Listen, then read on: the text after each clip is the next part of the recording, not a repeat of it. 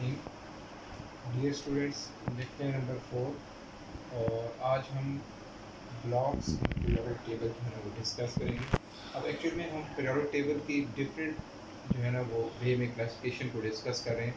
जैसे कि last lecture में हमने पीरियड्स की बात की, ग्रुप्स की बात की, इसी तरह से आज हम जो है ना वो ब्लॉक्स इन पीरियोडिक टेबल को डिस्कस करेंगे। Blocks in periodic table. तो अब जब हम ब्लॉक्स में क्लासिफिकेशन की बात करते हैं तो हम जो पीरियोडिक टेबल है इसको 4 ब्लॉक्स में डिवाइड करते हैं।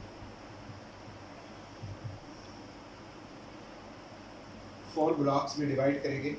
अब ये जो ब्लॉक्स में डिवाइड करने का जो क्राइटेरिया है that is depends upon the valence subshell of the element. The elements are classified into 4 blocks on the basis of valence subshell involved in chemical bond। तो इसकी बेस पे हमारे पास, क्योंकि वैलेंस सबशेल हमारे पास 4 टाइप्स के होते हैं, एस, पी, डी और एफ। तो इन वैलेंस सबशेल की बेस पे हम ये 4 ब्लॉक्स बनाएंगे। सबसे पहले हम देखते हैं एस ब्लॉक। अब जो एस ब्लॉक है इसमें the elements of group 1A and 2A are called S block elements। Next हमारे पास है P ब्लॉक। अब हमारे पास the elements of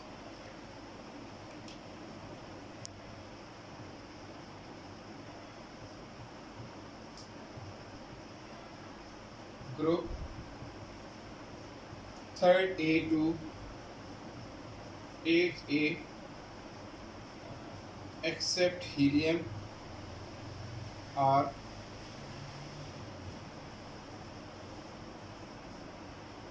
P block elements। D block, the elements of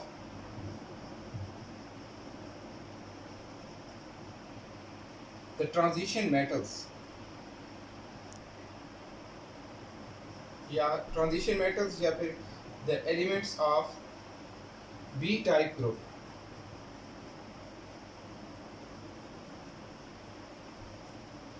the elements of B type groups which are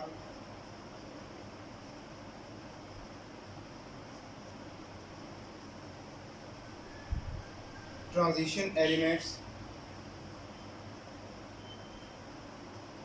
considered D block elements।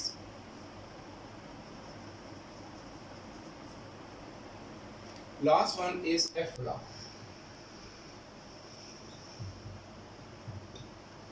F block में lanthanide and actinide series elements, the elements of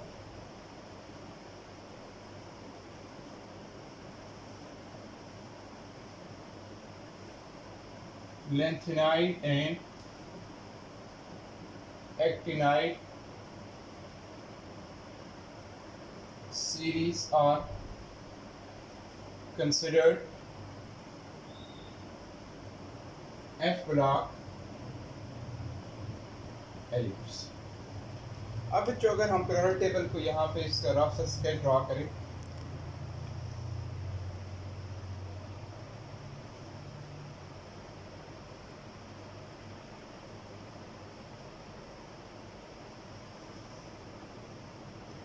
तो यहाँ पर आपके पास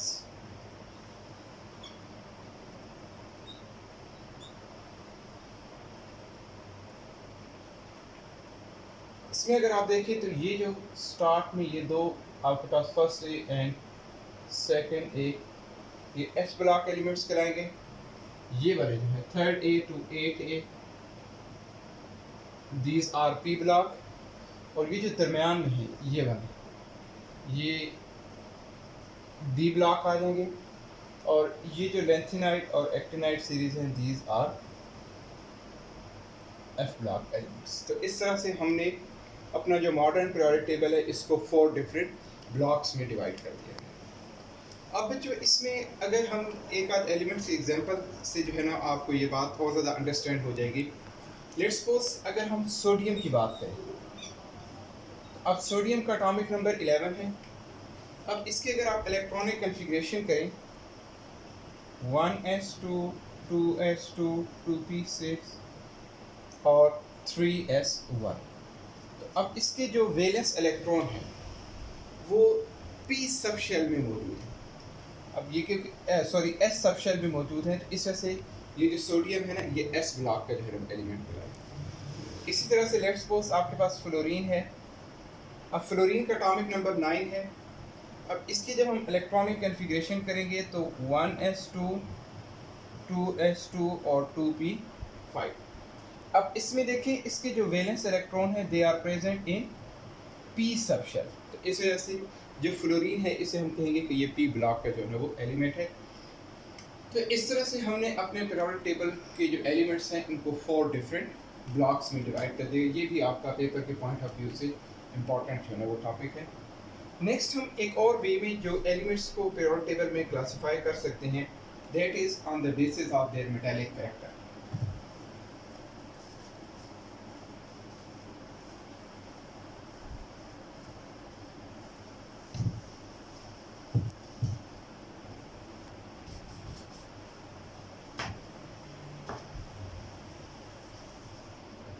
metallic character, metallic character की base पे elements हमारे पास metals,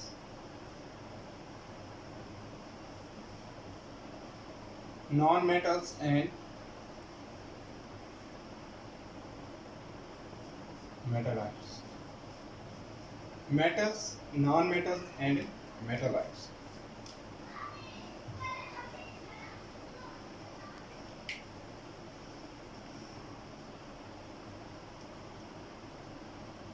ये जो मेटल्स, नॉन मेटल और मेटालाइट्स हैं ये हमने एलिमेंट्स को पीरियोडिक टेबल में उनके मेटालिक कैरेक्टर की बेस पे क्लासिफाई किया। सबसे पहले हम मेटल्स की बात करते हैं कि मेटल्स कौन से एलिमेंट्स हैं।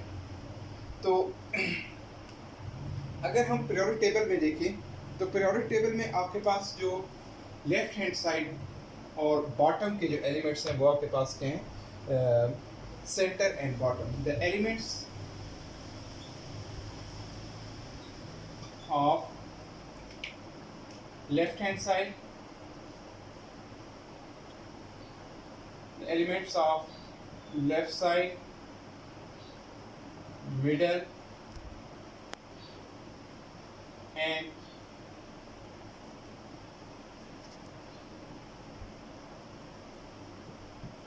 lower elements of right side are metals। अब मेटल्स जो हैं इनकी प्रॉपर्टीज की अगर आप बात करें तो मेटल्स जो है ना वो दे हैव टेंडेंसी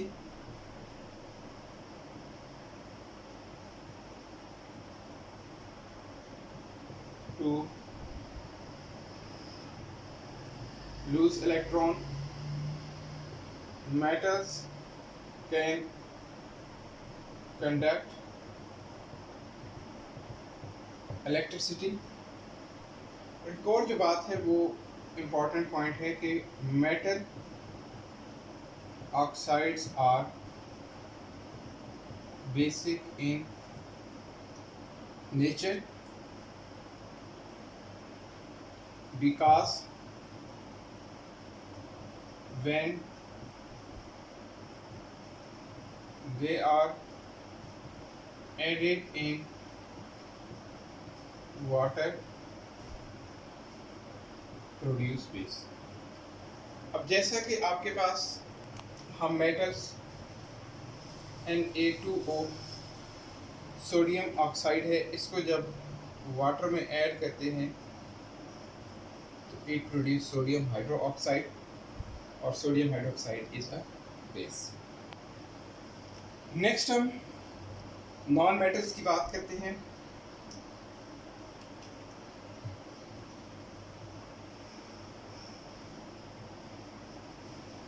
अब नॉन मेटल्स की जब हम पीरियोडिक टेबल में पोजीशन की बात करते हैं तो upper right corner of the periodic table the elements of the upper right corner of the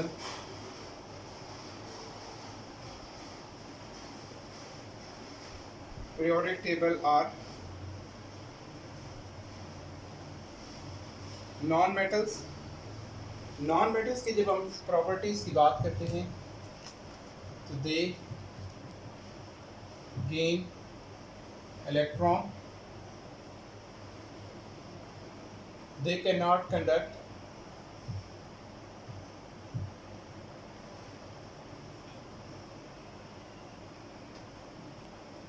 electricity। और थर्ड जो बात है वो ये है कि जो नॉन मेटल्स के ऑक्साइड्स हैं, non metal oxides are acidic in nature। अब स्टूडेंट्स जैसा कि हम एक non metal oxide sulphur oxide जो कि एक नॉन मेटल ऑक्साइड है, when it is added in water it produce H2SO4 और H2SO4 is an acid। तो इस तरह से जो नॉन मेटल के ऑक्साइड्स है वो एसिडिक इन नेचर होते हैं। थर्ड वन जो हमारे पास एलिमेंट्स हैं वो हैं मेटालाइट्स। थर्ड जो एलिमेंट्स हमारे पास हैं मेटालाइट्स। अब मेटालाइट्स हमारे पास ऐसे एलिमेंट्स हैं which have the properties of both metals and non-metals। The elements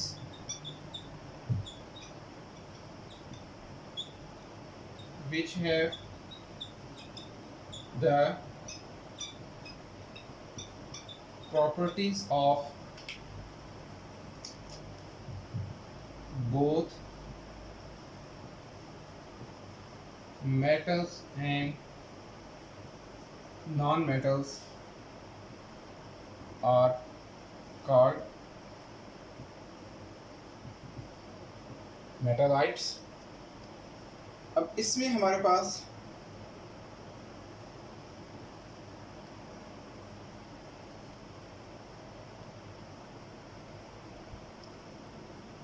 जो मेटालाइट्स हैं इनकी जब हम पोजीशन की बात करते हैं तो हम कहते हैं कि lower members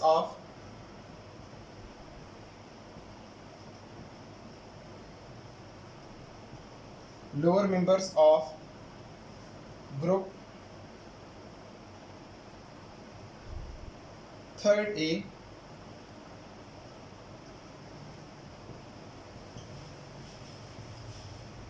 third A2, fifth A, which are just under the step line, under the step line।